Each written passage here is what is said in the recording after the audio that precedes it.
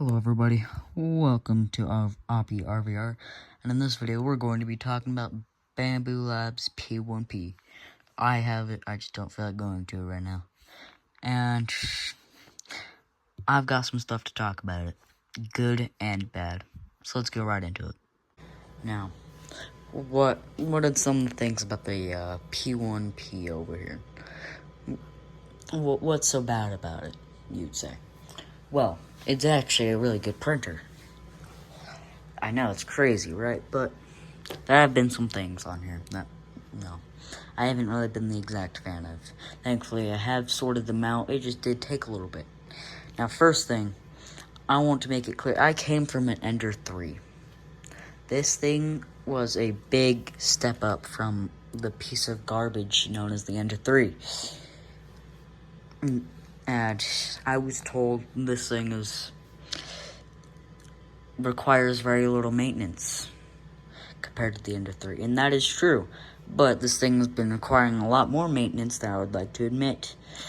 Now, first thing that happened was that this nozzle got clogged in the first month.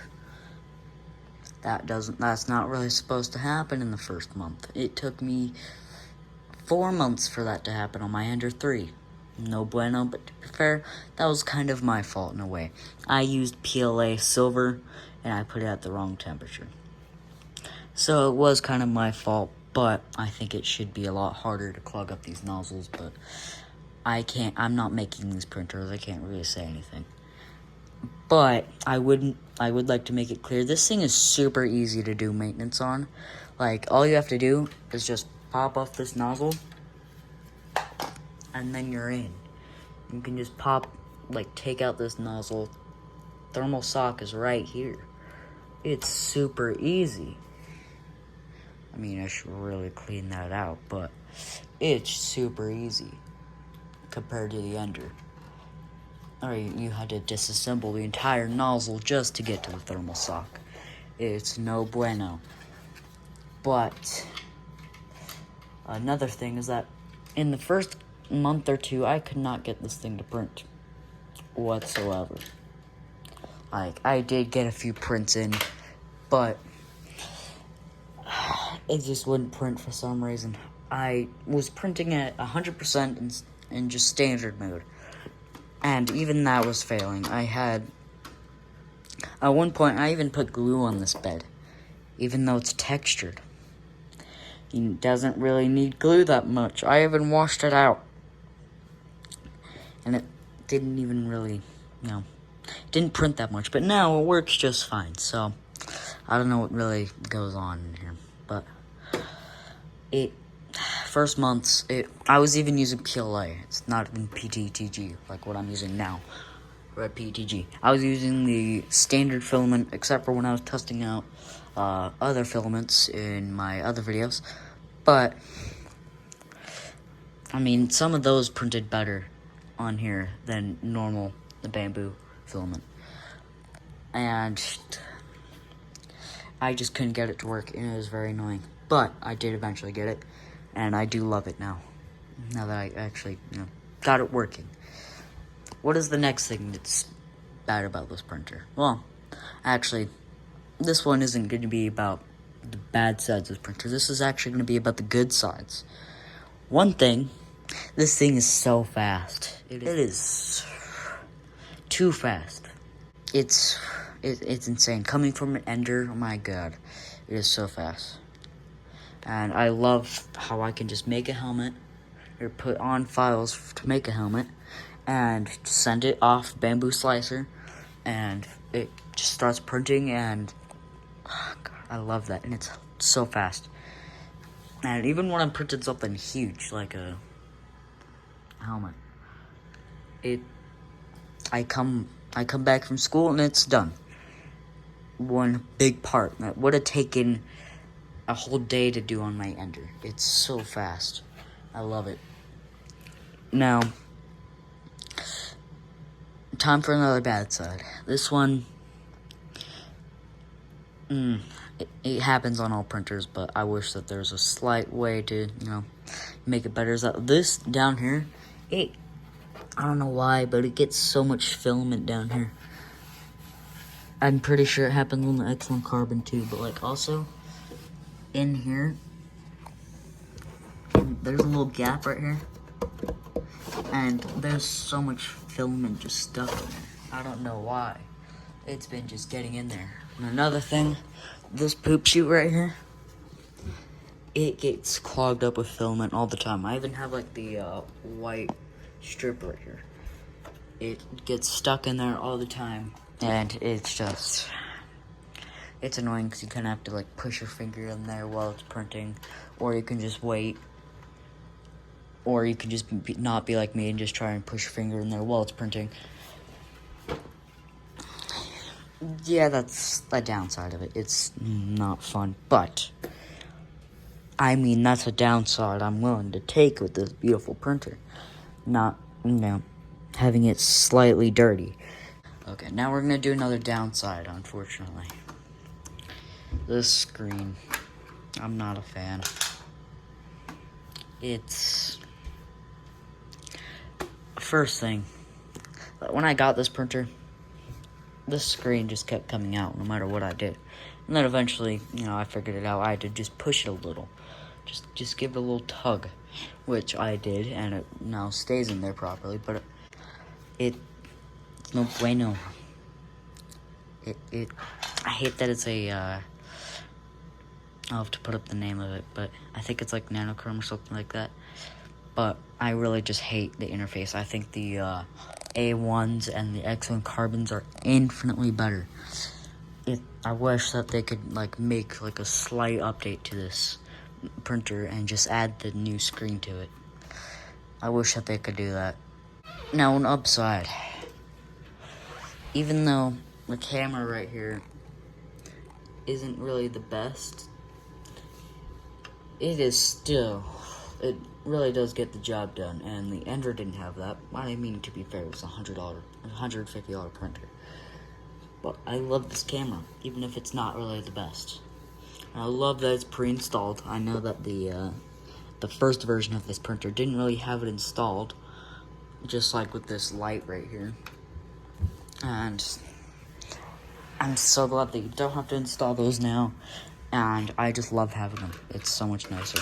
Even if the camera still, isn't really the best, it is still a very nice thing to have. Now, what's another upside to this? Well, I love that it's a Core YZ printer. Now, that also makes it infinitely faster compared to a bed slinger. And there's a downside with it, though. It being a Core YZ, is that it's super loud. I have this in my bedroom normally, and it's no bueno. I used to have it on my desk, which is right in front of my bed, and it's so loud. I couldn't sleep with it. I really couldn't. So, and also, I was also having it on quiet mode, and I still couldn't sleep with it. So now I have it in my closet, so now I can actually sleep. But it's still pretty loud from the closet. So something to look out for if you're going to plan on keeping this in your bedroom. I wouldn't recommend. It's too loud. It's really loud. But yeah, I mean, you can't really have it all with the Core YZ. Now, this is $540 as I'm recording this. So, with all the upsides and the minor downsides, would I get this again? Absolutely. This is a great printer. This was my second printer, and I'm really glad I got it. It's just there's a few downsides that I'm not really seeing other people talk about. But yet again, I also don't really do my research that much. But, I mean, yeah, I love this printer. There's very little downsides to it. It's not the best printer. There are lots of other printers that are better than this. But for $540, actually, when I got this, I got it for $450 because it was a Christmas sale. And I loved it for the price. It's super good. Now, if you have the budget and you want something that's gonna not require as much maintenance and not have this stupid display that I hate, I'd recommend getting the X1 Carbon or like a Prusa Core 1 or something. Core 1, I've only heard good things about it. So, if you have the higher budget, don't get this. Get a X1 Carbon or like a Prusa Core 1 or something. Something that I did forget to talk about is that there is bamboo controversy, believe it or not. And it's that, I think it's like a software update that started it. And I don't know why people are freaking out about it. Because if you don't want the software update, you don't have to update it. It's gonna run just fine. I haven't done a software update on this thing since I got it, and it works just fine. I mean, I did do like the software update to get the printer started, but other than that, I haven't updated it since 3.5 months ago. I hadn't updated. It offered me to update it. I didn't, and you could do the same. In fact, I think that you can also, like, if you already installed the update, I think you can also revert back to the other ones. I'm not fully sure, but I think you can. Hello guys, future me here. It turns out you can indeed. So, that proves it more that I don't know what you guys are talking about. Why is the software update such a big deal? You can just change it back. I just want to make this clear. I am not like a pro bamboo user. I will use whatever works best. And in this case, for my budget that I have right now, Bamboo Lab P1p. Because I am not rich enough to get a Prusa or an X1 Carbon. And I just want to make that clear. If there's a problem with it, I will make it very clear. I just want people to know that this thing is not the best printer in the world like some people say. It is a great starter printer, but it is... if you want to have like a print farm, please use a P1s, not a P1p.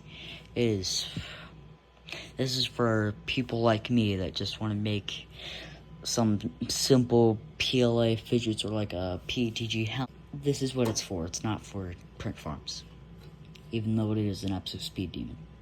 If you want this to be in a print farm, please make it a P1s. It's such a better upgrade if you do the P1s.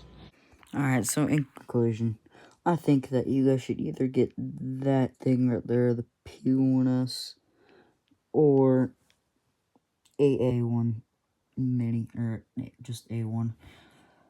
It will be infinitely better. I think the P1p is the mid-range. That's slightly better than this. Slightly, because that one's a bed slinger. And slightly more expensive. Okay, not slightly, but... So yeah, in conclusion, that's what I think. Alright, happy printing.